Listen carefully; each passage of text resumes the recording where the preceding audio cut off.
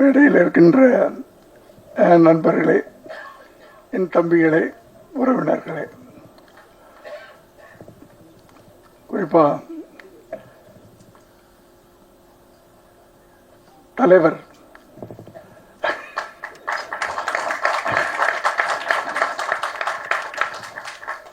எல்லோருக்கும் என்னுடைய மீடியா நண்பர்களே, சினிமாவை நேசிக்கக்கூடிய அனைவருக்கும் என்னுடைய மாலை வணக்கம். ரொம்ப நன்றி என்னைய உடனே கூப்பிட்டதுக்காக பச்சன் சார்கள். நான் 2 வருஷமாச்சு ஈவினிங்கில் எந்த ஃபங்க்ஷன்லையும் கலந்துக்கிறதில்ல. கலந்துக்கணும்னு ஆசை எல்லா நிகழ்ச்சியிலையும். பட் ஒரு வயசுக்கு மரியாதை கொடுக்கணும்ல, அதை நான் கொடுத்துக்கிட்டு அடக்க ஒடுக்கமாக ஒரு 6 மணி ஆச்சுன்னா வீட்டுக்குள்ளே போய் அடைஞ்சிடறோம். 7 மணிக்கெலாம் டின்னரை முடிச்சுட்டு அப்படியே சினிமா 7:30 மணிலேருந்து 9:30 மணி வரைக்கும் ஏதாவது ஒரு சினிமாவை பார்த்துட்டு அழகாக 9:30 மணிக்கு. அதனால் நான் எங்கேயுமே ஈவினிங்கில், அதை நான் சொன்னேன், வந்தால் நடுவில் போகக்கூடாது, அது சபை நாகரிகம் இல்லை.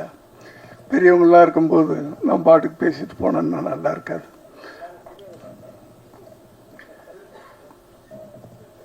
நான் உயரத்தில் சொல்ல, பல விஷயங்கள் அதில் அடங்கியிருக்கு. என்னோட பெரியவங்களாம் இங்கே இருக்கிறாங்க. தலைவர்கள்லாம் இருக்கும்போது தொண்டர்கள் சின்னவங்க தாமா.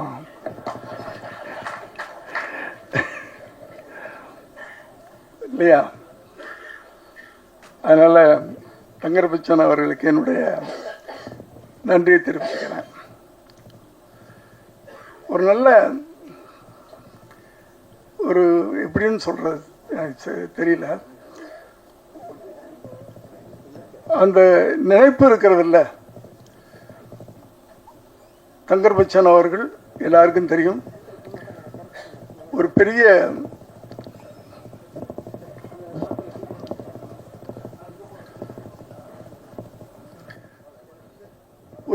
இயக்குனர். பல காவியங்களை தமிழ் திரையுலகத்துக்கும் தமிழ் மக்களுக்கும் கொடுத்தவர். ஏன்னா அவர் படங்கள் திரைப்படங்களாக நான் பார்த்ததில்லை, ஒரு காவியங்களாக தான் இருக்கும். அப்படிப்பட்ட ஒரு சிறந்த இயக்குனர் தன் மகனை அறிமுகப்படுத்தணும் அப்படின்னு நினைக்கும்போது, ஒரு இளைஞனை ஒரு தகப்பன் நடிகனாக அறிமுகப்படுத்தணும். ஏன் இவ்வளவு பெரிய நடிகர் அதை செய்யலை? அங்கேதான் அவருடைய புத்திசாலித்தனம். தப்பாக எடுத்துக்காதீங்க, இங்கே அதில் நிறைய அடங்கி இருக்கிறது. ஒரு பிள்ளைய செதுக்கணும்னா சாதாரண விஷயம் இல்லை. அதை இன்னொரு இளைஞன்ட்ட கொடுத்துருக்கீங்க பார்த்தீங்களா? அங்கேதான் நீங்க செதுக்க ஆரம்பிச்சிட்டீங்க. நான் கூட அதான் நினைச்சேன், நடக்கல.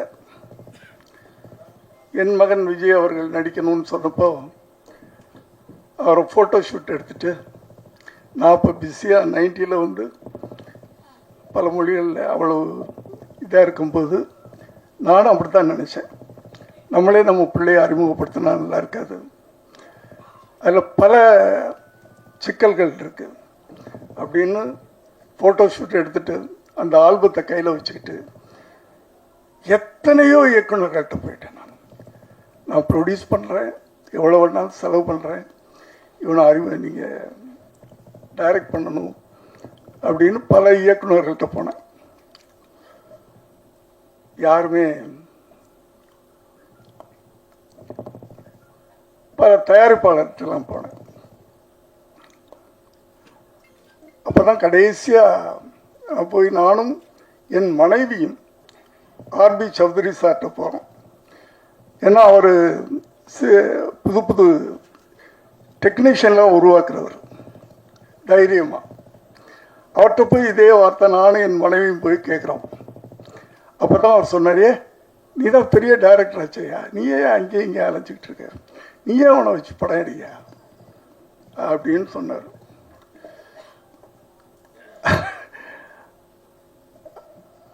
அதனால தான் நான் கட்டாயமாக அவரை நானே வச்சு படம் எடுக்கக்கூடிய ஒரு சூழ்நிலை உருவாச்சு. ஆனால் தங்கர் பச்சான் அவர்கள் ரொம்ப அழகான வேலையை பண்ணியிருக்கிறாரு. ஒரு இளைஞனை அறிமுகப்படுத்தணும், அந்த இளைஞர்கள் மத்தியில் போய் ஒரு நடிகனாக பச்சக்குன்னு நெஞ்சில் நிற்கணும். அப்படின்னா இன்னொரு இளைஞன் அந்த இளைஞனை உருவாக்கணும் அப்படின்னு நினச்சி அந்த பொறுப்பை கொடுத்துருக்கிறாரு. அவர்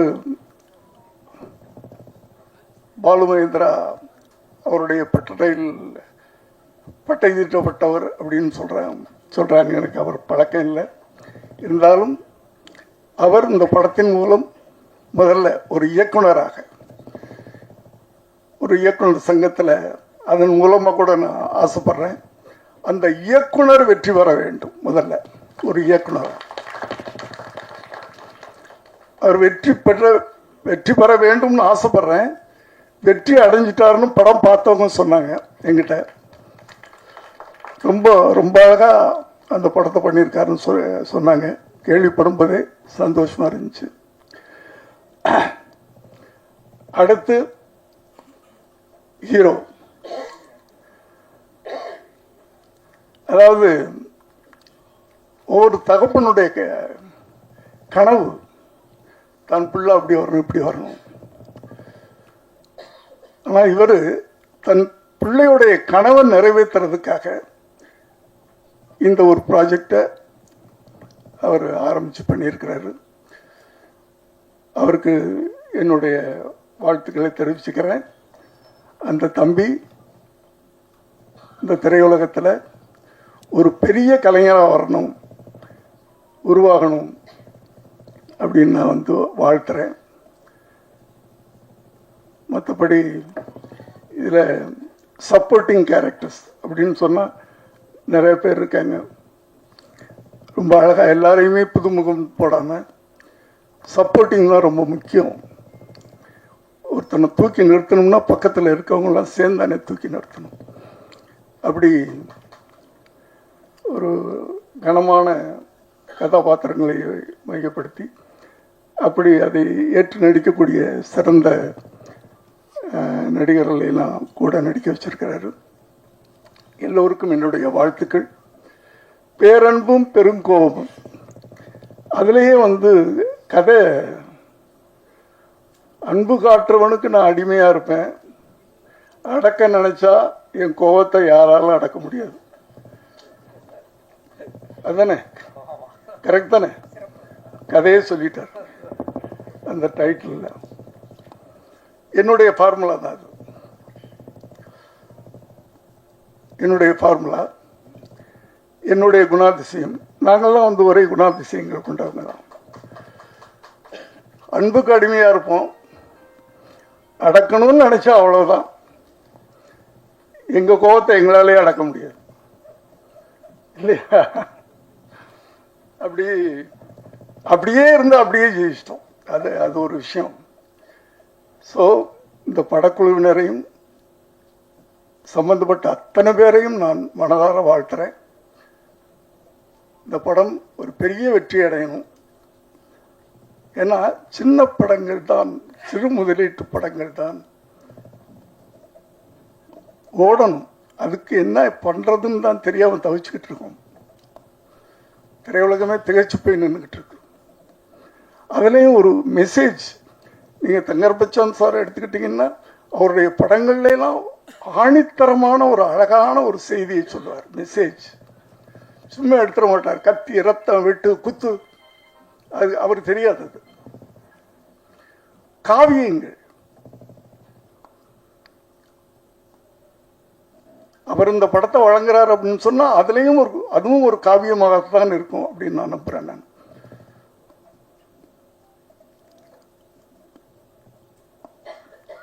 ஏன்னா இப்போ அது போகிற இடங்கள்லாம் நான் சொல்லிட்டு தான் இருக்கிறேன். வருகின்ற எழுத்தாளர்கள், இளைய தலைமுறை எழுத்தாளர்கள், இயக்குனர்கள், அவர்களுக்கு ஒரு பொறுப்புணர்ச்சி வேணும்னு சொல்லிக்கிட்டே இருக்கிறேன். ஏன்னா சினிமான்றது ஒரு பயங்கரமான ஆயுதம், வலிமையான ஆயுதம். சினிமா சொசைட்டியில் அவ்வளோ பெரிய தாக்கத்தை ஏற்படுத்துது. அதை ரொம்ப ஜாக்கிரதையாக கவனமாக நம்ம கையாளணும். ஆனால் இப்போல்லாம் படம் ஓடணும், அதுக்கு என்ன பண்ணணும்னு பார்க்குறாங்களே தவிர அதில் என்ன நம்ம செய்தி சொல்கிறோம், மக்களுக்கு என்ன சொல்கிறோம் அப்படின்றது இல்லை. அந்த படம் ஓடணும், என்ன கதை அதெல்லாம் கேட்காதீங்க அப்படின்னு வர்ற இளைஞர்கள் எல்லாரும் இல்லை, ஒரு சிலர், அவங்களுக்கு அந்த பொறுப்புணர்வு வேணும். நீங்கள் சினிமா மூலமாக என்ன சொல்கிறீங்க மக்களுக்கு, ஜனங்களுக்கு என்ன சொல்கிறோம்? சும்மா காசு சம்பாதிக்கிறது மட்டும்தான் சினிமா. இப்போ அதுவும் சம்பாதிக்க முடிய மாட்டேங்குது, அது வேற விஷயம். எல்லாம் விட்டுக்கிட்டு இருக்காங்க. இது இயக்குநர்களுக்கும் இருக்கணும் அந்த அக்கறை, நடிகர்களுக்கும் இருக்கணும், டெக்னீஷியன் அத்தனை பேருக்கும் இருக்கணும். ஒரு படத்தை உருவாக்கும் போது அந்த படம் மூலமாக ஜனங்களுக்கு நம்ம என்ன சொல்கிறோம் அப்படின்றது ரொம்ப முக்கியமான விஷயம். இதை நான் ஒவ்வொரு மேடை கிடைக்கும் போதெல்லாம் இதை நான் அழுத்தி அழுத்தி சொல்லிகிட்டு இருக்கிறேன். நான் ஆகவே குறிப்பாக நான் யாரையும் சொல்லலை, எந்த நடிகரையும் சொல்லலை, குறிப்பாக எந்த இயக்குனரையும் சொல்ல, எந்த எழுத்தாளனையும் சொல்ல. வருகின்ற இளைஞர்கள், சமுதாயத்தை மாற்றுங்கள். உங்கள் கையில் ஒரு வலிமையான ஆயுதம், சினிமா என்ற ஆயுதம் கிடைத்திருக்கிறது. அந்த ஆயுதத்தை கவனமாக நீங்கள் பயன்படுத்தணும்னு கேட்டு இந்த படம் மிகப்பெரிய வெற்றி பெறணும்னு வாழ்த்தி விடைபெறுகிறேன். நன்றி, வணக்கம்.